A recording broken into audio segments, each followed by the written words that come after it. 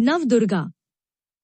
नवदुर्गा सनातन धर्म में भगवती माता दुर्गा, जिन्हें आदिशक्ति, जगत जननी, जगदम्बा भी कहा जाता है, भगवती के 9 मुख्य रूप हैं, जिनकी विशेष पूजा व साधना नवरात्रि के दौरान और वैसे भी विशेष रूप से करी जाती है।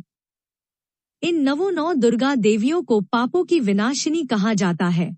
हर देवी के अलग अलग वाहन हैं, अस्त्र शस्त्र हैं, परंतु यह सब एक है और सभी परम भगवती दुर्गा जी से ही प्रकट होती है। ब्रह्मचारिणी। नवरात्र पर्व के दूसरे दिन मां ब्रह्मचारिणी की पूजा अर्चना की जाती है। साधक इस दिन अपने मन को मां के चरणों में लगाते हैं। ब्रह्मा का अर्थ है तपस्या और चारिणी यानी आचरण करने वाली। इस प्रकार ब्रह्मचारिणी का अर्थ हुआ तप का आचरण करने वाली। भगवान शंकर को पति रूप में प्राप्त करने के लिए घोर तपस्या की थी। इस कठिन तपस्या के कारण इस देवी को तपश्चारिणी अर्थात ब्रह्मचारिणी नाम से अभिहित किया। कहते हैं मां ब्रह्मचारिणी देवी की कृपा से सर्वसिद्धि प्राप्त होती है। दुर्गा पूजा के दूसरे दिन देवी के इसी स्वरूप की उपासना की जाती है। इस देवी की कथा का सार यह है कि जीवन के कठिन संघर्षों में भी मन विचलित नहीं होना चाहिए। कहानी।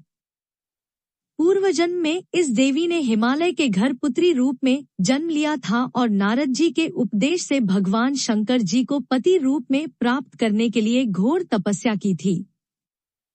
इस कठिन तपस्या के कारण इन्हें तपश्चारिणी अर्थात ब्रह्मचारिणी नाम से अभिहित किया गया। 1000 वर्ष तक इन्होंने केवल फल फूल खाकर बिताए और 100 वर्षों तक केवल जमीन पर रहकर शाक पर निर्वाह किया। कुछ दिनों तक कठिन उपवास रखे और खुले आकाश के नीचे वर्षा और धूप के घोर कष्ट सहे। 3000 वर्षों तक टूटे हुए बिल्व पत्र खाएं और भगवान शंकर की आराधना करती रहीं।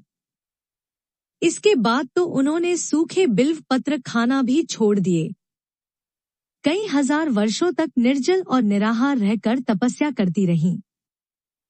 पत्तों को खाना छोड़ देने के कारण ही इनका नाम अपर्णा नाम पड़ गया। कठिन तपस्या के कारण देवी का शरीर एकदम क्षीण हो गया। देवता, ऋषि, सिद्धगण, मुनि सभी ने ब्रह्मचारिणी की तपस्या को अभूतपूर्व पुण्य कृत्य बताया, सराहना की और कहा, हे देवी, आज तक किसी ने इस प्रकार की कठोर तपस्या नहीं की। यह तुम ही से ही संभव थी। तुम्हारी मनोकामना परिपूर्ण होगी और भगवान चंद्रमौली शिवजी तुम्हें पति रूप में प्राप्त होंगे। अब तपस्या छोड़कर घर लौट जाओ। जल्द ही तुम्हारे पिता तुम्हें बुलाने आ रहे हैं। जय मां ब्रह्मचारिणी की जय। ऐसी कहानियां और कथाएं सुनने के लिए हमारे चैनल को सब्सक्राइब और शेयर करें। धन्यवाद।